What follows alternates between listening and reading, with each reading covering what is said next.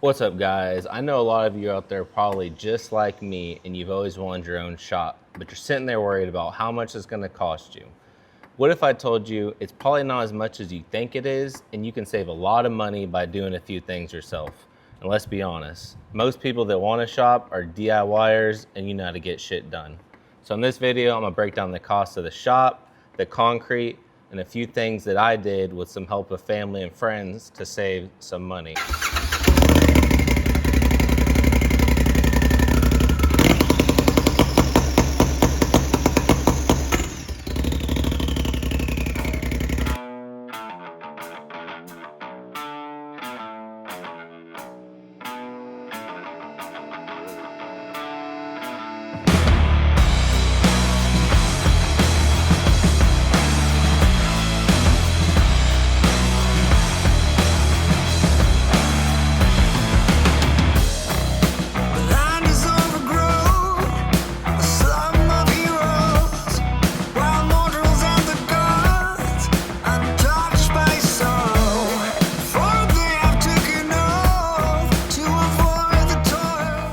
Alright guys, today I'm going to talk about pretty much the cost breakdown of my shop and what I did to save some money myself.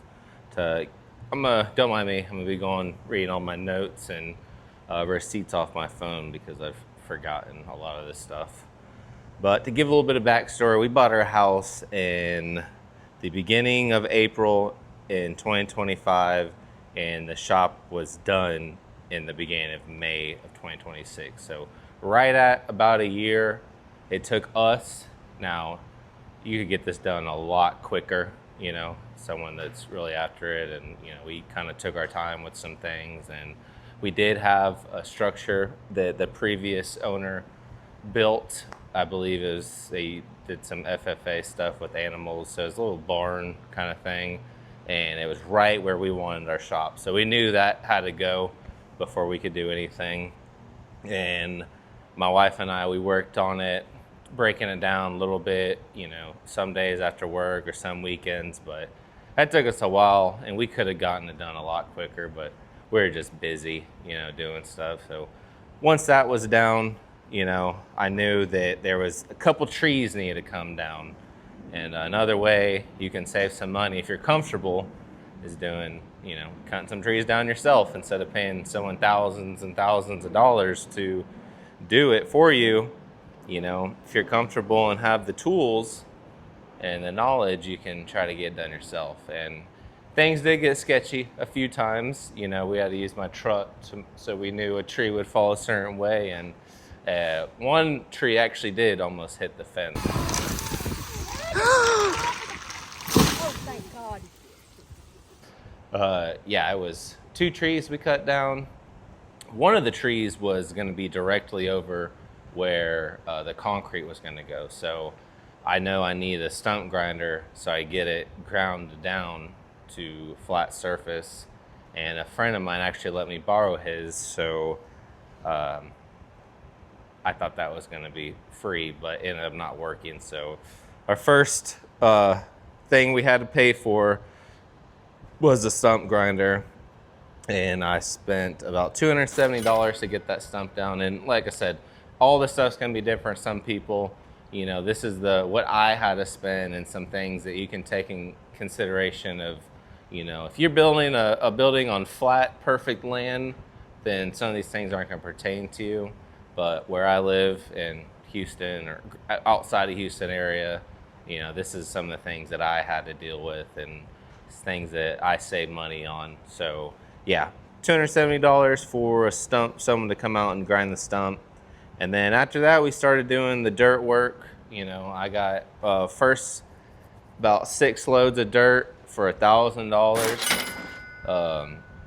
You know, luckily my father-in-law let me borrow his tractor, so I did most of the dirt work myself up until right before concrete, which we'll get into that a little bit later. But I did all the dirt work, moving around myself, trying to level it as best as I could.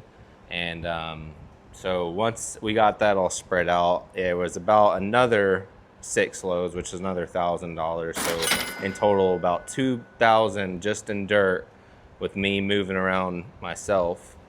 And like I said, that's one way. If I would have paid someone to do that, then I didn't have the tractor, he didn't let me borrow the tractor, you know, you're paying a lot of money and someone having to do it for you.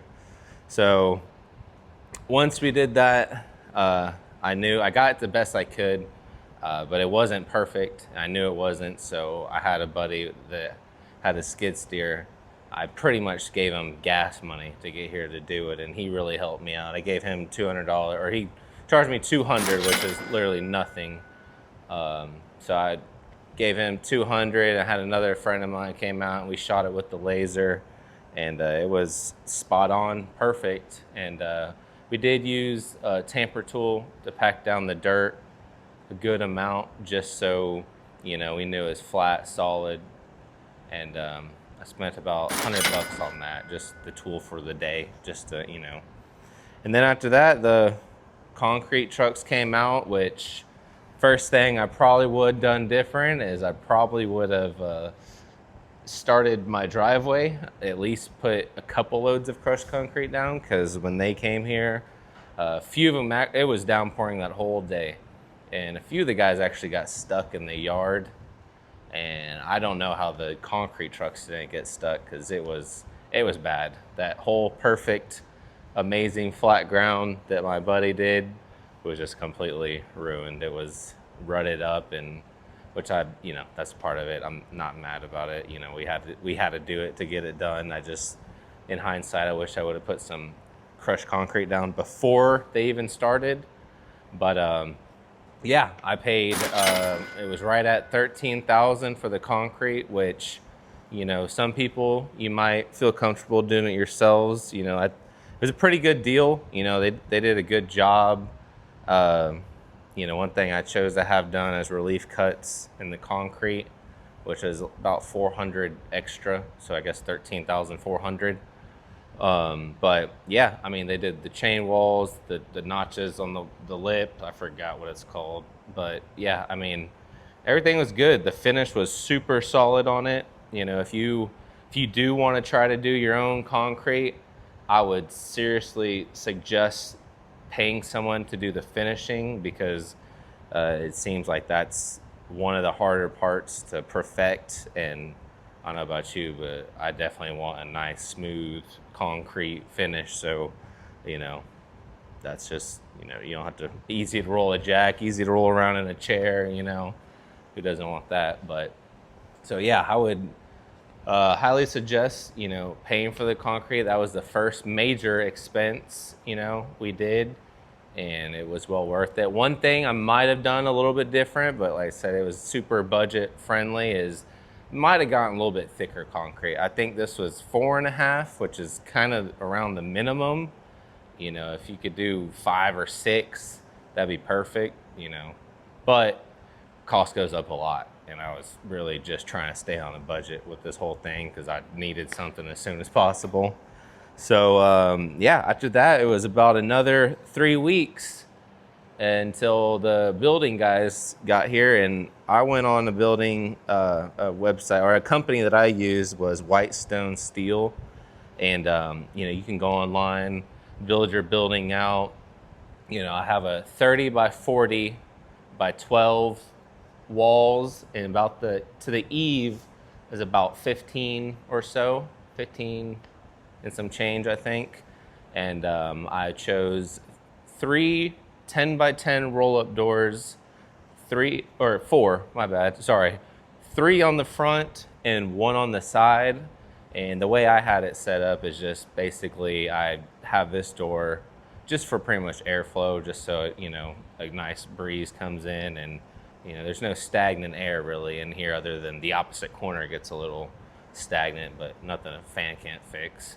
So yeah, the color we chose is a little bit dark of a color, you know, being in Texas, and we knew it was going to be hot, but I don't know, the color turned out super cool, and you know, we like it. But it's called a zinc gray, and then I went with black doors and black trim.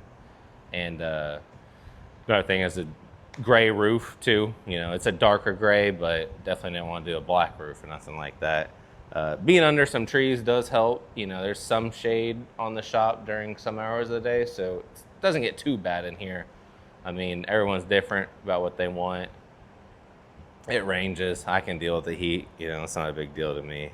But yeah, the shop in total was. Well, they had a sale going on, which I forgot to mention. A lot of these companies, they'll have they'll estimated price, and then they'll say, "Hey, you buy it in this month, we have a sale." And usually there's a sale every month. This one, I think we bought it, I think in February, and it was a Valentine's Day sale. So the shop estimate was $20,000. There was a $5,000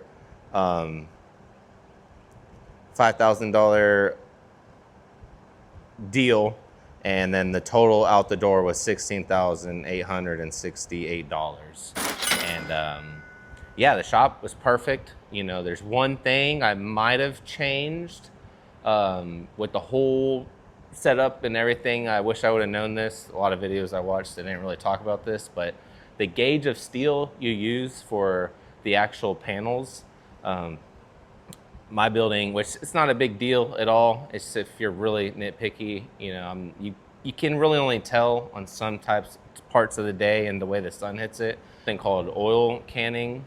Once they button down the screws, you know, it can kind of give this little ripple effect.